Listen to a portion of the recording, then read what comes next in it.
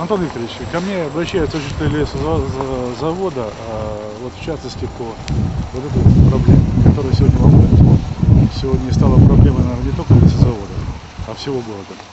Вот. Я сегодня вникнув в эту проблему, письмо на Министерство природных ресурсов, вот, на которое я получил ответ.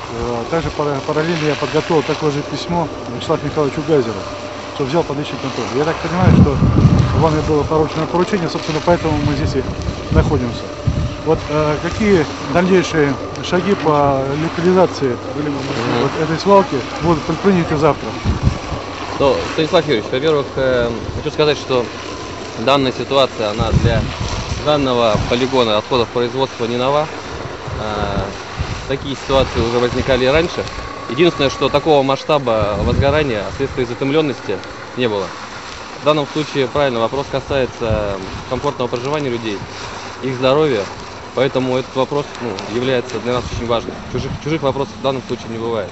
По поручению главы республики мы провели предварительную работу по определению действенных методов, способов борьбы по локализации возгорания. Из фонда по борьбе с чрезвычайными ситуациями выделены средства на проведение технического задания для обоснования научных методов борьбы с подобного рода ситуациями.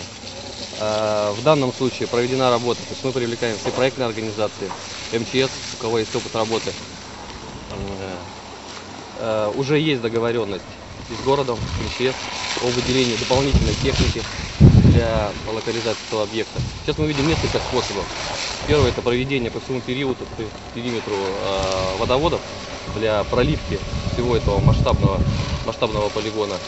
Второй способ — это, наверное, частичное поэтапное снятие пластов для того, чтобы работать со сгоранием уже на поверхности. В городе была в пятницу проведена комиссия по чрезвычайным ситуациям, на которой рассматривался варианты борьбы с данным, так скажем, явлением, с горением свалки и негативным влиянием на жителей лесозавода. Было принято несколько решений. Первое, на основании ходатайства ЛДК, это обращение в Главное управление МЧС по республике для выделения дополнительной пожарной техники и бульдозеров для того, чтобы помогали растаскивать данную свалку. И второе направление, это поручение было дано в адрес Комицентра по гидрометеорологии и Роспотребнадзора для изучения ситуации по предельно допустимой концентрации вредных веществ в воздухе, то есть возможность влияния горения на здоровье жителей лесозавода, да и всего города. В результате этого, соответственно, Главное управление готово выделить технику, это они нам вчера подтвердили, на ликвидацию данного возгорания.